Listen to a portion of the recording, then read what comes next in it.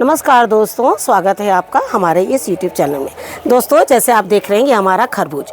ये खरबूज जब छोटा था तो बिल्कुल हरे कलर का था और आज ये जो तरबूज है अब बिल्कुल पीला होने जा रहा है। कुछ दिन पहले हमारे पास एक क्वेश्चन आया था, हमारी जो मौसम्बी है वो मीठी नहीं होती है, क्या कारण है?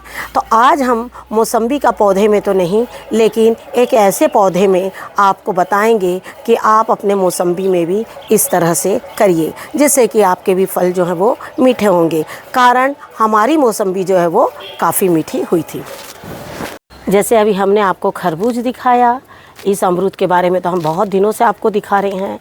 और ये देखिए, एक पेड़ के पूरे अमरूद हमारे पक चुके हैं और दूसरे के हमने पूरे पक्षियों के लिए छोड़ दिया है। और ये अमरूद हमारे काफ़ी मीठे हैं। कुछ तो इसी में लगकर ख़राब भी हो रहे हैं, लेकिन फिर भी हम उन्हें छोड़ दे रहे हैं, क्योंकि दिन भर हमारी टेरेस पर जो पक्षी है वो आते रहते हैं। हमारे पास एक सवाल आया था कि मेरी मौसम्बी बहुत अच्छी होती है लेकिन वो खट्टी होती है। आज हम आपको बताएंगे कि फलों को थोड़ा मीठा करने के लिए हम उसमें कौन सी खाद डालें। इसके पहले हमने जब आप लोगों को अमरूद के पौधे की कटिंग करी थी और हमने वो वीडियो आप लोगों को दिया था, वो वीडियो देने के बाद में आपने देखा कि हमारे अमरूद के फल किस तरह से आए हुए हैं। आज हम आपको अनार के पौधे में बता रहे हैं। जिस तरह से बारिश आ गई है या आने वाली है, तो उसमें क्या होता है कि अनार में बहुत अच्छे फूल आते हैं और वो फूल जब आने लगते हैं तो आपका काम है, अगर आपके पेड़ में अभी फूल नहीं आए हैं तो आप इस तरह से सारी अनार की डालों को काट दीजिए। अनार की डालों को क्यों काटा जाता है वो हम आपको बताते हैं। अनार में कभी भी इन कौली डालों में फल जो है वो कभी नहीं आते। जब आप इनको काटेंगे तो ये जो हार्ड ब्रांचेस है अनार वहीं आएंगे। तो आपको क्या करना है, जितनी ये कौली लता है आप इसको काट के अनार के पौधे को थोड़ा हल्का कर दीजिए, जिस तरह से हम कर रहे हैं। हालांकि कई बार ऐसा भी होता है, प्लांट जो है वो बहुत छोटा होता है, तो अगर आपका प्लांट बहुत छोटा है तो उसको थोड़ा सा बढ़ने दीजिएगा और बढ़ने के बाद इस तरह से उसमें लताएं जो है वो निकलने दीजिएगा। और जो नीचे की लता है उनको हम यही कहेंगे कि उनको बिल्कुल जड़ से निकाल दीजिए, क्योंकि जो बहुत सारी निकल जाती हैं लताएं उनमें वैसे भी फल जो है वो बहुत कम आते हैं। और यही वजह है कि हमने आपको आज मौसम्बी को ना दिखाते हुए अनार को दिखाया है, क्योंकि फलों को ज़्यादातर बढ़ाने का या ज़्यादा फल लाने के लिए आपको यही विधि करनी पड़ती है। तो हम आपको इतना ही काट कर अभी बताते हैं और बाकी जो प्रूनिंग है हम पूरी इसमें करेंगे। जैसे आप देख रहे हैं ये जो अनार है इसमें बन जाएगा। हमें पता है ये अनार बिल्कुल बनेगा, क्योंकि इस पौधे के अनार जो है वो काफ़ी अच्छे हमारे बनते हैं और इनके दानों का जो कलर है बहुत डार्क है। लेकिन उसके पहले आपको क्या करना है, देख रहे हैं इस वक्त अनार की हमने पूरी मिट्टी निकाल ली। इसमें मिट्टी जो हमारी इतनी भरी हुई थी और उसके बाद हमने आज सुबह इसकी पूरी मिट्टी निकाल दी, क्योंकि अगर हम आपके सामने निकालेंगे तो हमारा काफ़ी लंबा टाइम जाएगा। और जो जड़ें हमारी यहाँ तक आ चुकी थी उन जड़ों को भी हमने काट दिया। और काटने के बाद में पूरी मिट्टी निकाल कर और निकालने के बाद अब जब हम उसमें खाद डालेंगे वो हम आपको बताएंगे। ये भी बड़े पौधे, चाहे अनार हो, अमरूद हो, इस तरह के पौधों को आपको एक काम करना है कि जब आप देखें कि इसमें फल लेने का टाइम मेरा आ चुका है तो आप क्या करिए, पूरी मिट्टी को अंदर से निकाल दीजिए। पूरी मतलब थोड़ी नीचे की छोड़ दीजिए और सारी जड़ों को जो है वो आप काट दीजिए। काटने के बाद क्या होगा कि जब हम इसमें नई मिट्टी, नई खाद डालेंगे तो ये जड़ें जब ग्रोथ करेगी तो जो पौधा है वो आपका और भी अच्छा ग्रोथ करेगा। जो इतनी सारी डालें हैं, अगर हम उन्हें नहीं काटेंगे तो क्या होगा कि जो हमारे अनार है वो बहुत अच्छे हेल्दी और बड़े नहीं होंगे, वो छोटे छोटे होंगे और पक जाएंगे। तो हम आपसे यही कहना चाह रहे हैं, अगर आपको बड़े अनार चाहिए तो सबसे पहले इन पौधों को पूरी जितनी भी कंसी है, अभी हम आपको थोड़ा दिखा रहे हैं काट कर कि आपको किस तरह से काटना है और जो बाकी है हम आपका खाद डालने के बाद अपना कटिंग जो है इसमें करेंगे।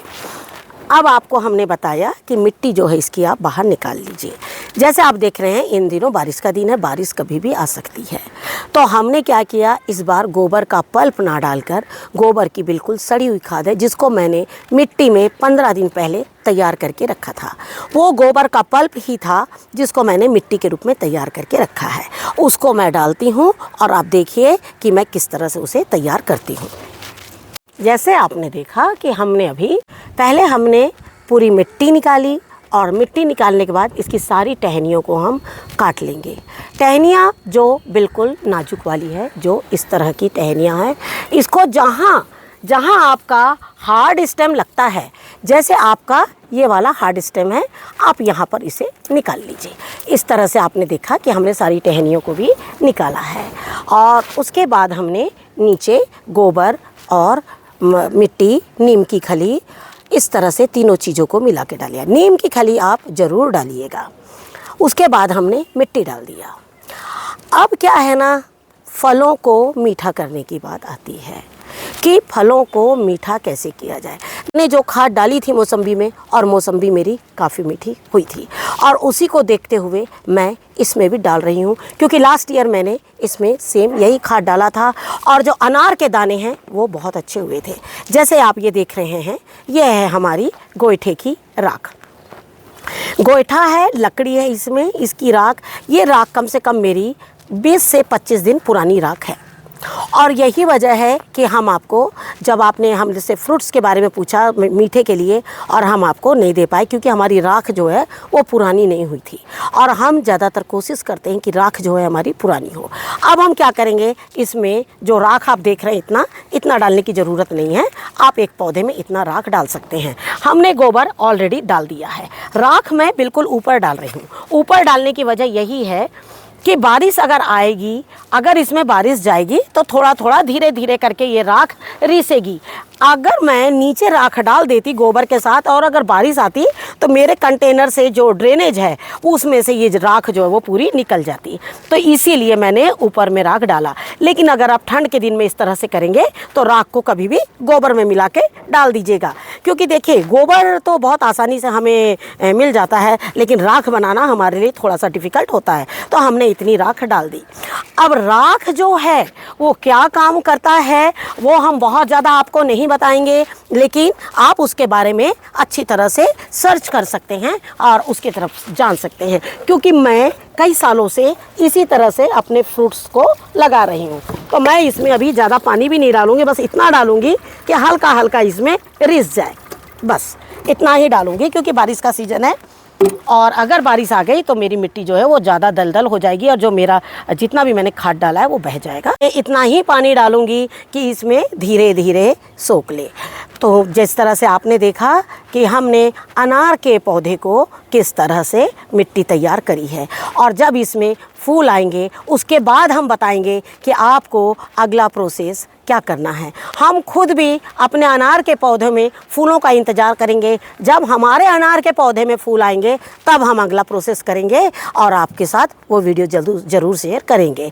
हम जिस तरह से फलों को लगाते हैं इसी तरह से हमारी एक ही विधि है और यही विधि हम फॉलो करते हैं, और आप भी इस विधि से अपने फलों को लगाइए, चाहे वो मौसम्बी है चाहे वो संतरा है।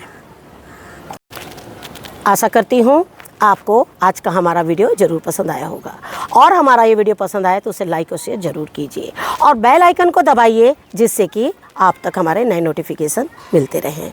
लेकिन हम एक चीज़ देख रहे हैं, आप लोग की तरफ से हमारे सब्सक्राइबर बहुत कम आ रहे हैं। प्लीज़ सब्सक्राइब ज़रूर कीजिए। Thank you very much. नमस्कार। जय हिंद, जय भारत।